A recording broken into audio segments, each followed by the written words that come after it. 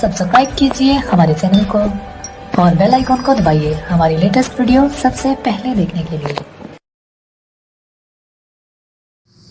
Good morning साथियों, आप सभी का स्वागत है दिशा कंप्यूटर क्लासेस में।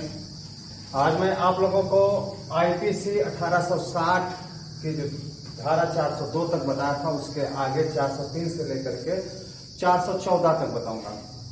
अगर आज की धारा की बात करें तो 403 कहती है बेईमानी से संपत्ति अपनी बनाना। बेईमानी से संपत्ति अपनी बनाना।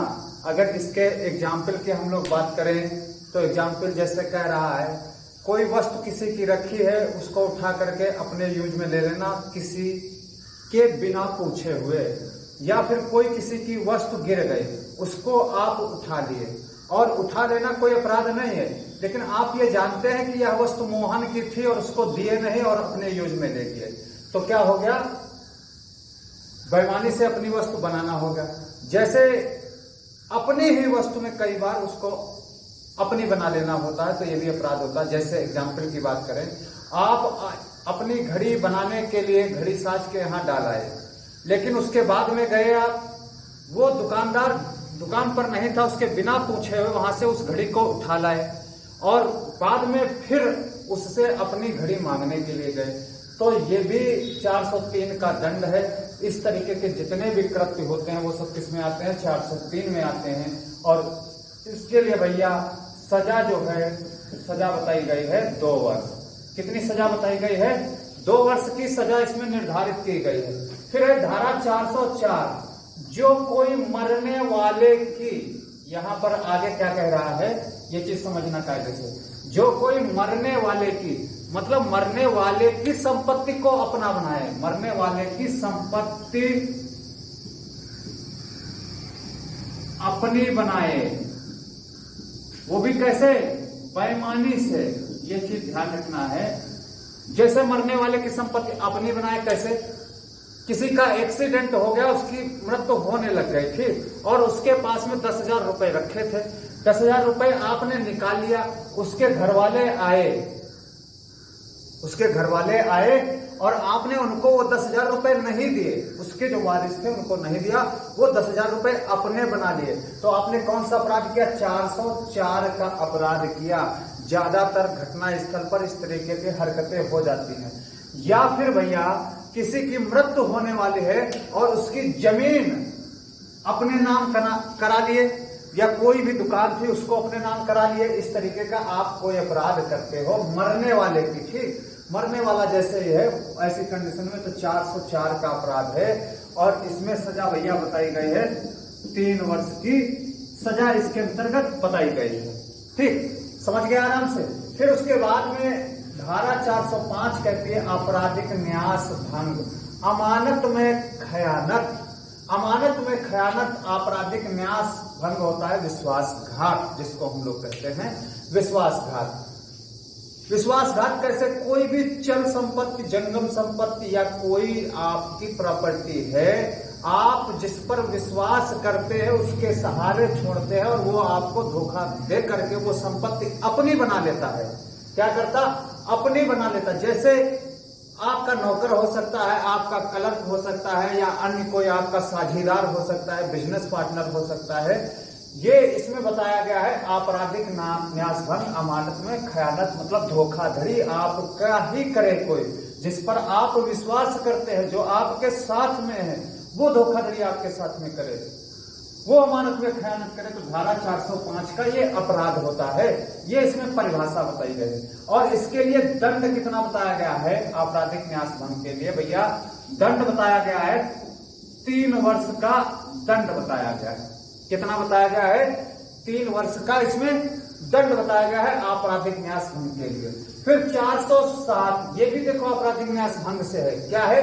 माल ढोने वाले अथवा गोदाम मालिक द्वारा विश्वास भंग। माल ढोने वाले, जैसे कोई इक्का गाड़ी है या तांगा गाड़ी है और एक शहर से आपके गांव तक सामान वो ढोता है, आपने क्या किया? अपनी कपड़े की गांठ उस पर एक निश्चित पैसा तय करके रख दिया और वो रास्ते में लेकर के चला। जब घर पहुंचा तो आपसे कहा कि आपने रखा ही नहीं था, या उसने गायब कर दी उस गांठ को, तो क्या हो जाएगा?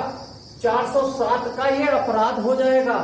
या गोदाम मालिक के यहाँ आपका सामान आता है या रखा गया हुआ है वहां पर सामान, और वो कह रहा कि आपने रखा ही नहीं था, तो ये 407 का अपराध भैया हो जाएगा। और इसमें 407 में सजा जो बताई गई है वो 7 वर्ष की सजा इसमें बताई गई है। ये क्या है, माल ढोने वाले के द्वारा अपराध किया गया 407।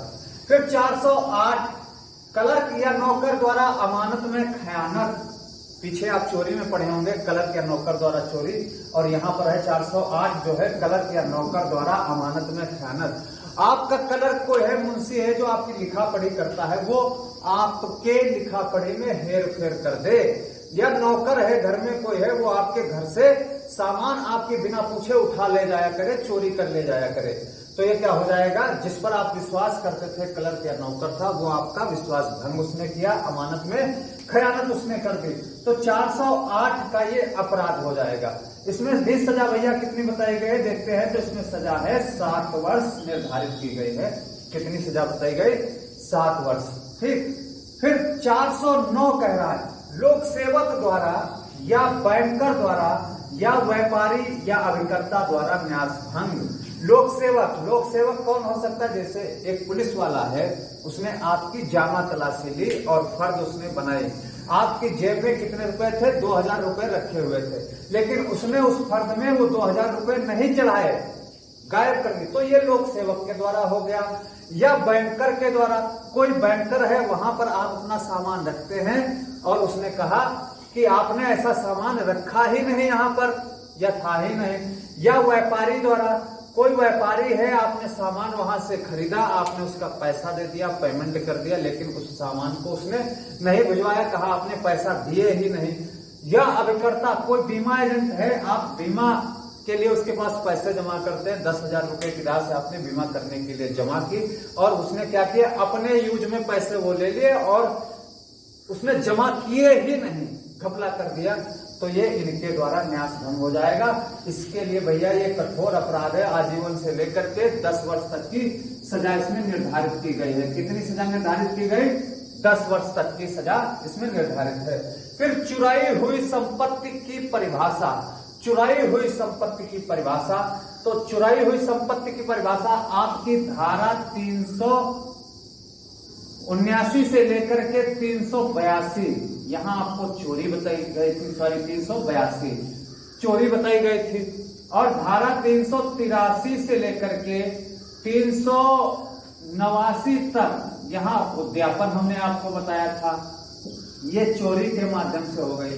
ठीक, फिर उसके बाद 392 से लेकर 394 यहां लूट के द्वारा प्राप्त संपत्ति बताई गई थी। फिर उसके बाद 403 और 404, 403 और 404 हो गई। फिर उसके बाद में 405 हो गया अमानत में खयानत, यहाँ 406 से लेकर के 409 तक, 406 से लेकर के 409 तक। ऐसी कोई भी संपत्ति जो है जो प्राप्त करता है इन माध्यमों से, तो उसे क्या बोलेंगे, चुराई हुई संपत्ति बोलेंगे। इस प्रकार से कोई भी संपत्ति अगर प्राप्त की गई है तो वो कौन सी हो गई, चुराई हुई संपत्ति हो गई भैया। फिर उसके बाद में बताया गया है चुराई हुई संपत्ति को बेईमानी से प्राप्त करना।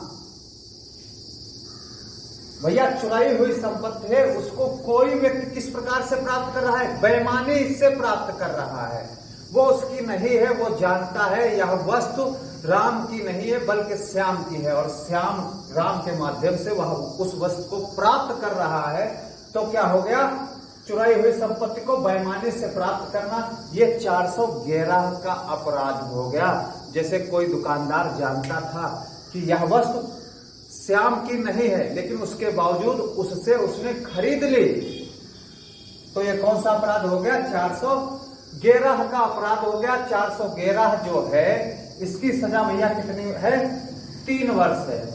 कितनी सजा है 411 की, 3 वर्ष है 411।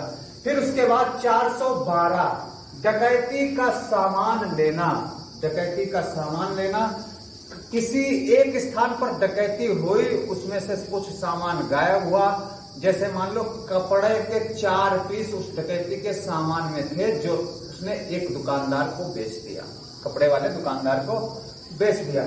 तो उसने खरीदा डकैती का सामान, वो जानता था कि ये डकैती का सामान है, नहीं भी जानता था, लेकिन सामान कैसा था, डकैती का, क्योंकि 4 पीस ये उसके नहीं होंगे, वो जानता था। तो उस पर 412 का अपराध लगेगा। कितना लगेगा? 412 का अपराध। और इसमें सजा कितनी है? 10 वर्ष भैया सजा बताई गई है डकैती के सामान लेने पर। ठीक, लेकिन जो बेचेगा उसके ऊपर 395/412, क्योंकि वो बेचा है वो तो लगेगी ही लगेगी, प्लस डकैती की धारा भी लगेगी उसके ऊपर। 395/412 का अपराध हो जाएगा। ठीक, फिर चुराई हुई संपत्ति को आदतन अभ्यस्तः लेना या सौदा करना। जो चुराई हुई संपत्ति को आदतन खरीदता है, उसका सौदा करता है या लेता है। ज्यादातर आप लोग अगर देखें तो कई बार ऐसी घटनाएं हमारे आसपास घटती हैं, जैसे मान लो कोई कबाड़ का सामान खरीदता है, वो यह जानता है कि यह सामान कैसा है, चोरी का सामान उसने खरीदा, तो आदतन वो खरीदता है, जानबूझ करके खरीदता है, तो 413 का अपराध हो गया। या फिर कभी कभी देखे होंगे सोना चांदी का कोई काम करता है, वो ये जानता है कि ये चोर है और ये सामान चुरा करके ला करके बेचता है, तो ये भी एक आदतन हो गया उसका खरीदना। या फिर अन्य कोई काम है, कपड़े का काम है या कोई अन्य काम है, कोई भी A to Z अगर आदतन खरीद रहा है, उस सामान का सौदा कर रहा है, तो कैसा होगा? 413 का अपराध होगा और इसकी सजा भैया है 10 वर्ष। कितनी सजा है? 10 वर्ष। प्रथम बार अगर खरीदा था तो 411 का अपराध था, सजा 3 वर्ष। बार बार खरीदेगा आदतन तो 413 का अपराध हो जाएगा। फिर उसके बाद 414 कह रहा है चोरी का माल छिपाने में मदद करना। चोरी का माल छिपाने में मदद करना। कोई व्यक्ति सामान चुरा करके लाया और उसने क्या किया? आपके घर में छिपा दिया, आपने उसको छिपाने में क्या की? मदद की, तो ये 414 का अपराध है 3 वर्ष। जैसे एक व्यक्ति किसी की चैन छीनता है, आप टेम्पो चालक हैं, टेम्पो चला रहे हैं, आप जान रहे हैं कि उसने उसकी चैन छीनी है, उसके बावजूद आप उसको बिठा करके वहां से बचा ले जाते हैं, तो 414 का अपराध ये होगा। या बाइक सवार आप हैं, आप जानते हैं कि उसने चैन छीनी, वो भाग रहा है वहां से, और आप क्या करते हैं? उसको बिठा करके लिए चले जाते हैं, तो ये 414 का अपराध माना जाएगा। इसमें भैया सजा कितनी है? 3 वर्ष है। ये कुछ महत्वपूर्ण आज की आईपीसी धाराएं थी, आप इनको ध्यान रखिएगा, क्योंकि आप एक विवेचक बनने वाले हैं, आप एक सब इंस्पेक्टर बनने वाले हैं। आपका मुख्य काम क्या रहेगा? विवेचना करना रहेगा। इसलिए इन धाराओं का ज्ञान होना बहुत जरूरी है, और अभी से जितना आप तैयारी करके चलेंगे उतना ही आपको फायदा पहुंचाएंगे। ठीक, आपके एग्जाम के लिए भी बहुत अधिक महत्वपूर्ण है, आने वाले समय में भी बहुत अधिक महत्वपूर्ण ये धाराएं रहेंगी। आप लोग इनको एक कॉपी पे नोट जरूर करते रहिए, पढ़ते जरूर रहिए। जल्दी से जल्दी मैं आपकी 511 धाराएं समाप्त कर दूंगा। अब 100 के नीचे आपकी शेष धाराएं रह गई हैं, उन्हें जल्दी समाप्त करने की मैं कोशिश करूंगा। आप लोग मेरे वीडियो को लाइक करिए, सब्सक्राइब करिए, शेयर करिए। जय हिंद दोस्तों, जय किसान, जय किसान, धन्यवाद।